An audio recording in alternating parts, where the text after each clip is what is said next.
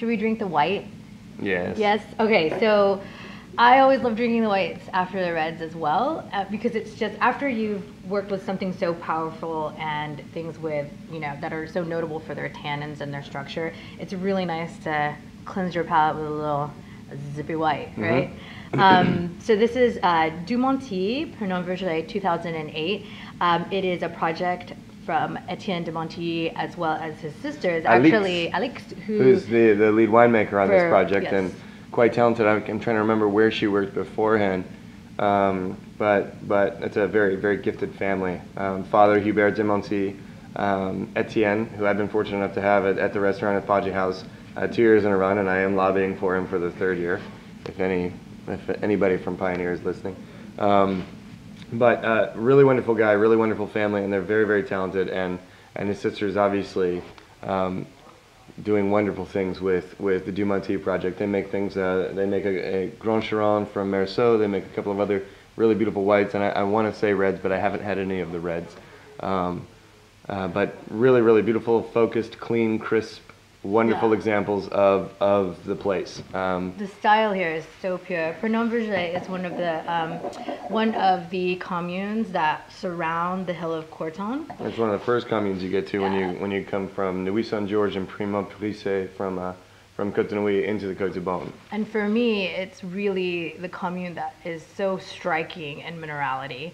Whenever if we're comparing Savigny-le-Blanc, Le Doigt, those other areas, this has that screeching minerality. It's so clean, it's so crisp.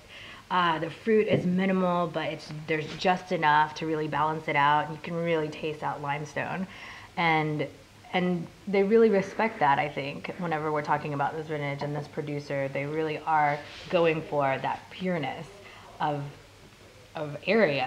I mean, and this is just a village level, and when I say like just a village level, it's still but it's very focused. I mean, but you can find that's one of the frustrating things I think for people is sometimes there's such a large variance in quality standards or quality styles when you talk about village wine versus Premier Cru versus Grand Cru, and because there's so many producers or sometimes people in very little, then it can be kind of messy. Sometimes it's like I always jokingly call it a 3,000-year-old quilt in Burgundy.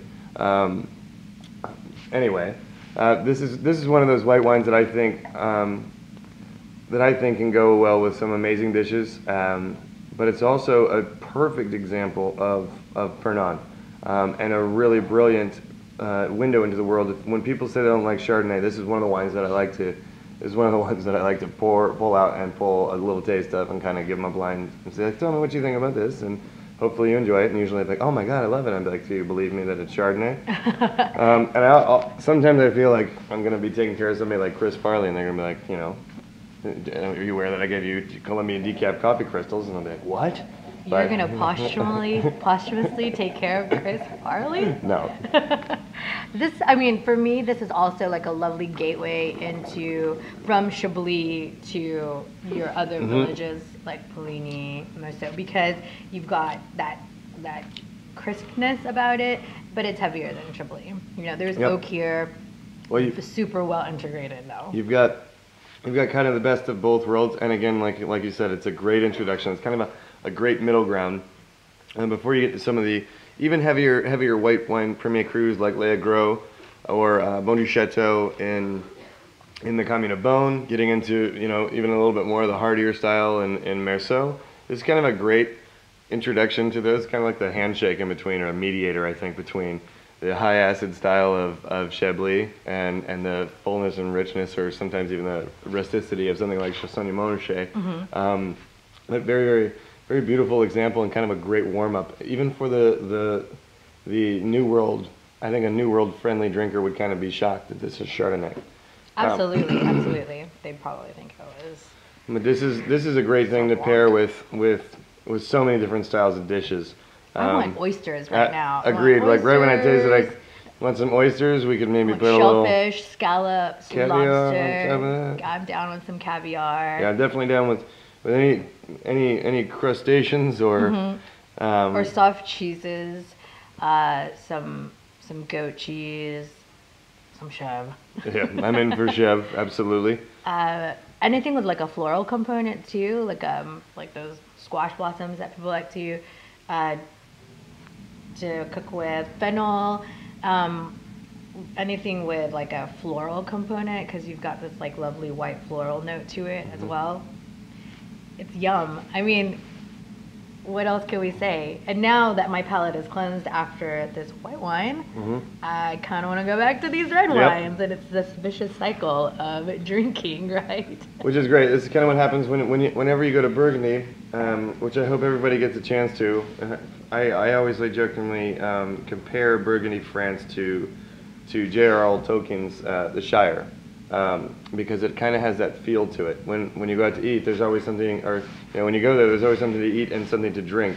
And you often find yourself going back through many things, but people are very warm there, very welcoming, and it's just an amazing place. And really, it's an area of I think absolute passion for me and for June. It's one of those things that we always look forward to the opportunity to taste these wines, to talk about these wines, and while we're tasting, eventually drink these wines.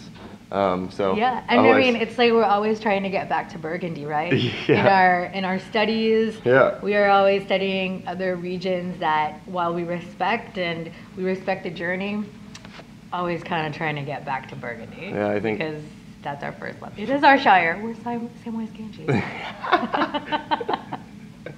We like Dungeons and Dragons too, if you're curious. Once a taping, I knock over a glass. Well, always a pleasure to taste these wines, and I think if you have any questions, we'll try to get as much information, and they've got a great team here at Wines.com about Burgundy, and hopefully we can continue to taste and talk about more great domains and great estates in Burgundy, France. So, great. Cheers. Cheers. See you next time.